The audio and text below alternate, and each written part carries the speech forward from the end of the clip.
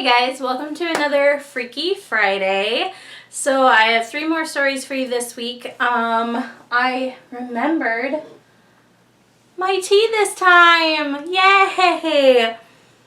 Oh my god, it smells amazing. So this is like legit, like oh, it's so dark. There's this amazing tea and spice shop downtown where I live. And they sell loose leaf tea, and I opted for tea this time. So if you guys want to grab some hot cocoa, hot apple cider, which is my personal favorite, or tea before we settle into these scary stories. So one thing, I meant to say this last year and then I didn't even end up filming that many Freaky Fridays, but if you love scary stories, and I do, like I listen to scary stories year-round. So I'm not sponsored by any of these podcasts or the app itself. I'm just spreading the news for those of you who like to listen to stories, scary stories especially, on a daily basis. But I use the app Castbox, and my favorite scary podcasts are the Be Scared podcast and the No Sleep podcast. And I literally listen to them daily, like on my drive to work, when I'm house cleaning. Alright, so I have 3 stories for you today. The last one is, like, I was reading it at work, getting so freaked out, and then last night, like, laying in bed, I psyched myself out so bad that, like, our air conditioner in our room, like, made a noise, and it sounded to me like our bedroom door opened, and like I was convinced for like 5 solid minutes there was someone in our bedroom. I literally laid there so terrified, and like I was like, okay, you're an adult, you know that's not what's going on, you need to chill out. Like, it freaked me out so bad, but it's because it's my kind of horror. I'll explain more when we get to the story. But anyway, so our first story is called My Paranormal Experience. So I was around 16 or 17 years old. My mother, my sister, and I had just moved into a new house. Everything was completely fine when we moved in. My mom and sister moved into 2 of the 3 bedrooms upstairs. Me being the only guy in the house, I elected to move into the bedroom in the basement. The whole basement is finished, so it's pretty much like having a 1-bedroom apartment down there. I thought there was no way it could be sketchy down there. Man, was I wrong. About a month after moving in, I started noticing little things like hangers moving with no wind, light knocks in the middle of the night. I know it's not that scary, but it was enough to get me to move upstairs to the 3rd bedroom. So I moved everything from one room to another and began staying upstairs, although I still went downstairs to play Xbox. Everything was fine for another month or so after that, until one day I was playing Xbox in the basement, when all of a sudden I see this white mist shoot out from behind my TV, up the wall and across the ceiling right over my head. I never ran so fast in my life. I told my mom about it, and she just brushed it off as my imagination. Over the next few months, I started hearing knocking and seeing things move again, and they slowly started getting stronger. It eventually got to the point where I could hear them upstairs. Along with that, I would hear whispers in the dark and disembodied screams. There was a time when my mom was on a business trip and my sister was at her friend's house, so I had to stay home alone all night. I was surprised at how little was happening that night until about 1 a.m. I was on the verge of falling asleep when I was startled by a blood-curdling scream that sounded like my mom calling my name, but I knew I was the only person in the house. I slept the rest of the night with all the lights on. I told my mom, and she again blamed it on my imagination. A few months go by and nothing really big happens. Things still happened, but it was really small stuff. Things I'd grown used to seeing and was now able to ignore. But then things started picking up again, and it had begun to move upstairs. That's when things really got crazy. I remember like it was yesterday. It was late at night, and I was watching TV in my room with when my bed started shaking. Not like horror movie shaking, the kind of shaking where you know you're the only one that can feel it. I brushed it off and kept watching TV. A few hours go by and I start to feel like something is pulling my covers from the foot of my bed. I keep my eyes closed, hoping that it would just go away, but it didn't. I feel a cold hand grab my ankle and try to drag me. At that point, I panicked and screamed bloody murder. My mom and sister came running out of their rooms, and I told them what had happened, as well as I could, being in such a state of terror. Instead of my mom telling me it was my imagination again, this time she told me something that truly frightened me. She said about 5 minutes before I started to scream, she saw a shadow walk by the crack under her bedroom door. She just thought it was me or my sister going to the bathroom, so she didn't think anything of it. For the rest of the night, we kept every light in the house on. In the morning, my mom called the people who sold her the house, who have always been incredibly helpful to us, and told them what had happened. They're religious and had their priests come bless the house. They also personally gave us a crucifix for the house. Since then, things have calmed down. I'm 25 now and no longer live there, but I stay there on holidays. Things still happen from time to time, but nothing worth being afraid of. We think things that happen now are just playful spirits having some fun. Alright, so this next story is called Haunted by My Sister's Doll. Because, what's creepier than a haunted doll story? So when I was a little kid, about 8 years old, I lived in this apartment with my family. There was nothing crazy about the place where we lived. One day at daycare, a group of friends got together, started to talk about movies. One of the movies was Chucky the Killer Doll, which just freaked me out, and I started to hate dolls. Lucky for me, we had no dolls at home. The only thing close to a doll was a Barbie, which was no big deal.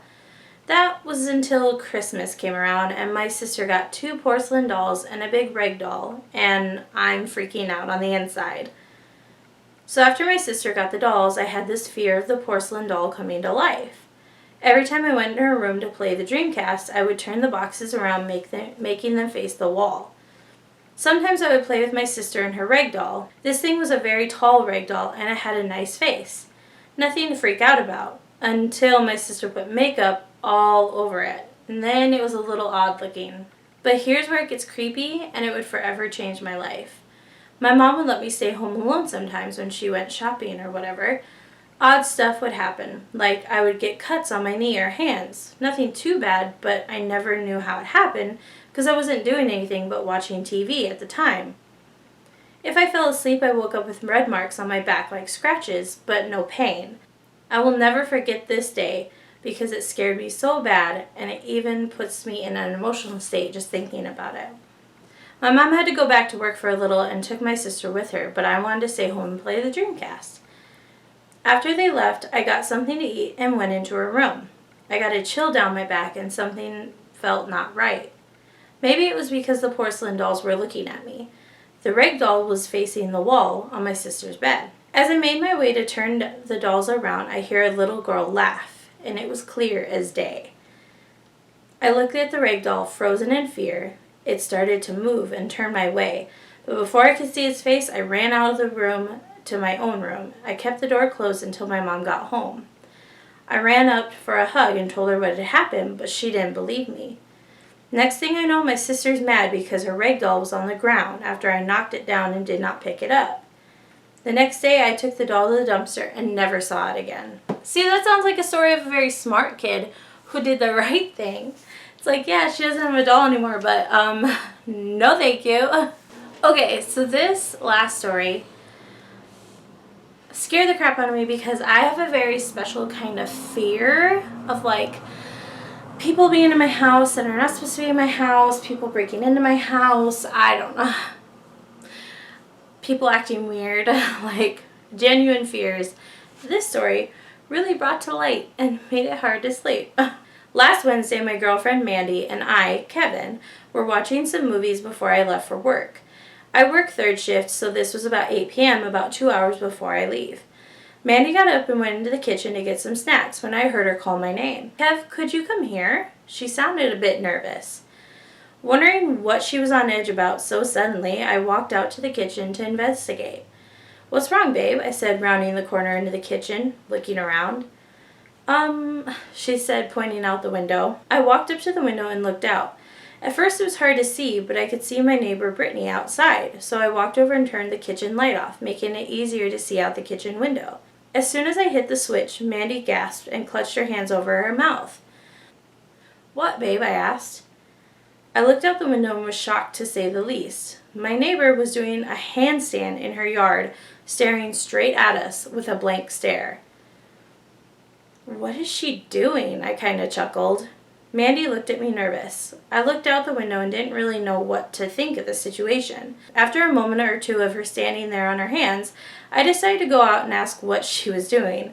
I figured she was just messing around with us in a weird way. "I'm going to go see what she's doing," I said. "Babe, come on, I don't like this. It seems weird." This was definitely not funny to Mandy. "I'll be back in a minute." I shrugged her off and went to grab my jacket. Mandy watched nervously as I headed out my back door. It was a pretty chilly night, as it's only March, so I shivered and turned to walk over to their house. I got around the corner of my house to where I should have seen Brittany standing in her backyard, but she wasn't there. Tap, tap, tap. It made me jump as I rolled around to see Mandy hitting the window, waving me in frantically. "What?" I said, shrugging my shoulders at her. She pointed over at my neighbor's house in a panicked way and looked terrified. I looked back to their house again and nearly crapped myself. Brittany was standing in a shadow next to her house, only something seemed very off. She was smiling wildly and her eyes were completely bugged out, like she was super surprised or something. I automatically began to back up slowly. This did not feel right at all, and I definitely did not feel safe at the moment. "Kevin, come here. I want to show you something," Brittany whispered. I shook my head no at her and kept backing away. She slowly stepped forward, keeping pace with me. She was maybe 10 feet away. I turned around and ran full blast to my house. I could hear her laughing like a lunatic as she began to chase me. Thank God that as I rounded the corner, Mandy had the door open and ready for me to run in because Brittany was fast. Just as Mandy closed the door behind me, I heard Brittany slam into the door with a sickening thud. I thought for sure there was going to be damage to the door as she repeatedly pounded on the door while laughing. "Brittany, I'm going to call the cops if you don't leave, and you're paying for my door if you break it," I shouted angrily. Suddenly all the noise stopped, and I and Mandy stared at each other, waiting for some sort of noise. Mandy was sobbing quietly. She was terrified, and I didn't blame her. We heard nothing but still sat there. I had a good idea of going to my bedroom and looking out the window to see if she'd left. "Where are you going?" Mandy asked, holding onto my arm to keep me from leaving.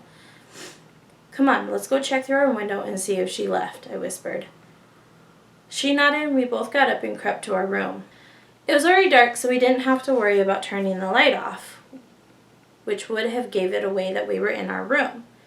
We both tiptoed to the window and slowly peeked our heads to the corner and angled just right so we could see our backyard.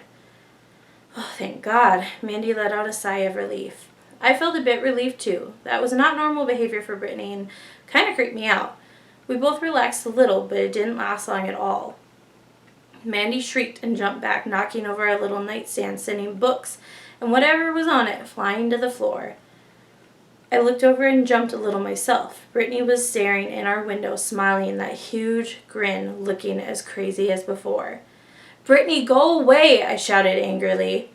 She started laughing again as she inched closer to where my face was. Once she was level with my face, she sat there a minute and we locked eyes. It didn't even look like Brittany anymore. It looked like she was possessed or something. Out of nowhere, she started slamming her head into our window, cracking it instantly. Blood began to trickle down her forehead and both Mandy and I got up and ran. Right after I closed our bedroom door, I heard the window shatter. "Kevin, get the keys," Mandy shouted. I couldn't remember where I had put them. Mandy ran upstairs and I followed her closely behind. The door to our room slammed open as we reached the top of the stairs. As quickly and quietly as we could, we ran into the bathroom and shut the door, locking it behind us. I looked on the counter and there were my keys. "Yes," I whispered excitedly. Mandy put her fingers to her lips to shush me and slowly hopped into the bathtub. I turned off the light and quietly hopped in with her, closing the shower curtain quietly. The house was completely silent and we could hear the soft thuds of Brittany making her way upstairs. We sat there in terror, listening to our nutjob neighbor, possibly possessed, slowly creeping closer. It sounded like she was sniffing the air, which made it even scarier. She stopped right outside the bathroom and very quietly chuckled. "I know you're in there. I can smell you."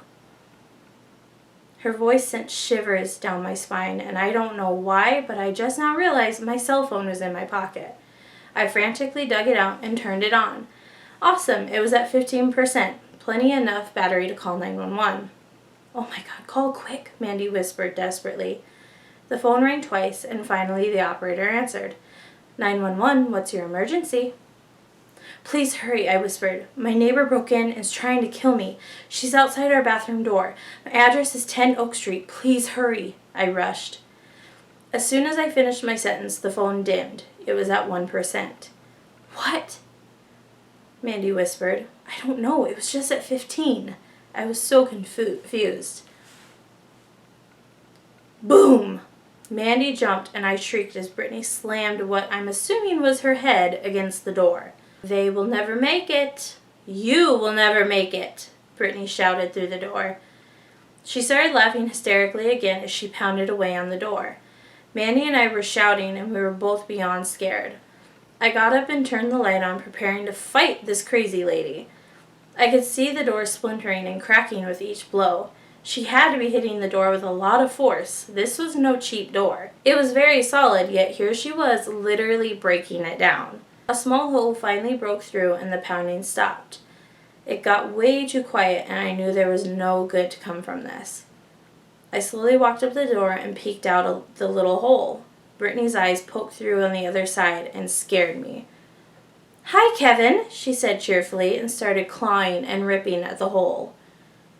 "Get out of here, Brittany," I shouted. Then, by the grace of God, I heard the pounding on the door from the police. All of the noise from Brittany stopped, and Mandy and I started shouting for the police. After a minute, we heard the door break down and officers rushing in. Once they got to us and told us to open the door, we did, and Mandy flung out, hugging the officer, crying hysterically. We gave the officers our statement of what had happened, and they went over to the neighbor's house to question them. Brittany was obviously gone, and they couldn't find her. She must have dove out of our second-story window and ran off. Sometime later, we saw the ambulance arrive and take somebody out on a stretcher in a body bag. It was Jake, Brittany's husband. Apparently, he had been murdered by Brittany. The police wouldn't tell us how or anything, just that he was murdered and there was a warrant out for Brittany. The police were going to watch our house closely for the next few nights in case she returned. Mandy and I were pretty shaken up over the whole thing, and we jumped over every little noise. We thought this whole nightmare was over, and that Brittany would get caught, eventually, and that she was done with us.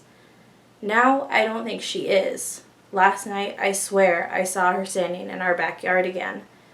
She was doing her stupid handstand, so I called the police to investigate, but they found nothing. No sign of her anywhere.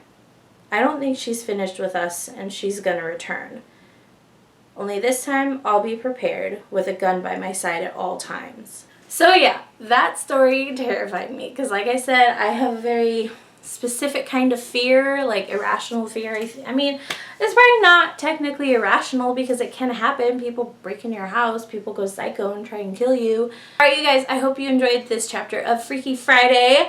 I really like those stories, and they genuinely creep me out. So, especially the last one. Alright guys, I love you so much, and I will see you later.